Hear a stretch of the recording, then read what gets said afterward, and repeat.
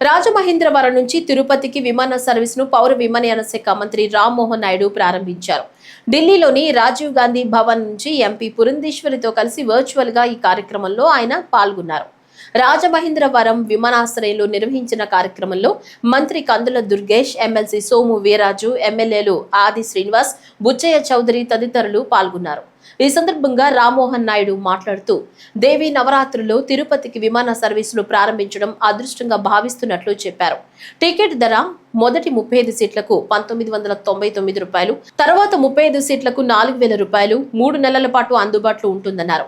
ఢిల్లీ, ముంబైకి ప్రారంభించిన విమాన సర్వీసులు నిండుగా నడుస్తున్నాయని చెప్పారు. భవిష్యత్తులో షిరిడి, వారణాసి, కొచ్చి తదితర ప్రాంతాలకు సర్వీసులు ప్రారంభిస్తామన్నారు.